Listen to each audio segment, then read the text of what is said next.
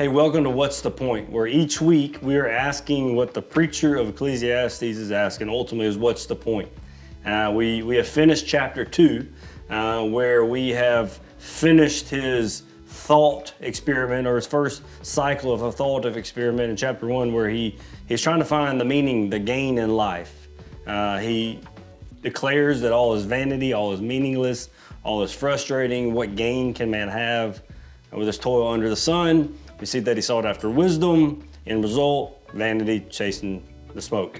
Then he goes after pleasure or self-indulgence, lives it up, gets to the end, he looks at what he's done and says all is vanity. It's like chasing after the wind.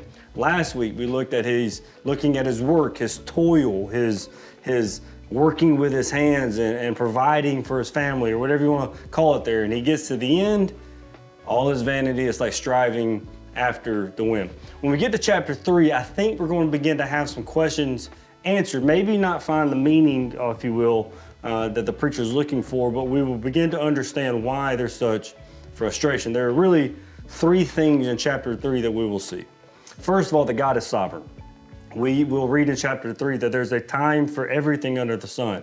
And there's a poem that we are familiar with. There's a time to be born, a time to die, time to weep, time to laugh, time to plant, a time to be plucked up. And what it's saying is ultimately that our life isn't by chance, but that God has set the time of our life. He knew when I would be born. He knows when I would die. He knows when you were born, and he knows when you would die. That our life isn't just a series of unfortunate events that are just randomly happening, that God has set the time for all things. From living and dying, from laughing to crying, to working, to celebrating our work, he has set those times. And so in one sense, we see in chapter 3 that God is sovereign over everything. But then there's this word time. The time is which you and I live in.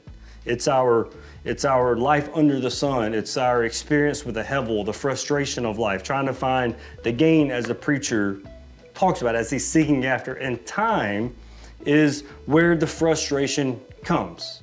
Time is what we are wrapped in. We are timely beings, if you will. Yes, we have eternal spirits, souls that will last for eternity, but we are temporal beings here in time. But the issue is, and one of the frustrations is, that we read in chapter 3 that God has made everything beautiful in its time, but also he has put eternity into man's heart. So there is the tension, I believe, of Ecclesiastes. We are a people who experience time. We're trying to make sense in the time, yet there has been eternity written into our hearts. And it actually says where we cannot find out what God has done from the beginning to the end. And so our experience in life is ultimately lived with the reality that there's eternity written within us. We know deep down that we are meant for something more. We know deep down that this world isn't all there is, but as long as we're looking at life as the perspective from under the sun, then we'll never make sense of it. And so this Sunday, we will look to chapter 3, where we understand God is sovereign. We understand that even the quest to understand things is a God-given quest. And maybe we can make sense in how to make the most of the time that we have. Not waste the time, but to make the most of it. And so I encourage you to be here this Sunday, 10 a.m., invite somebody. Look forward to having you.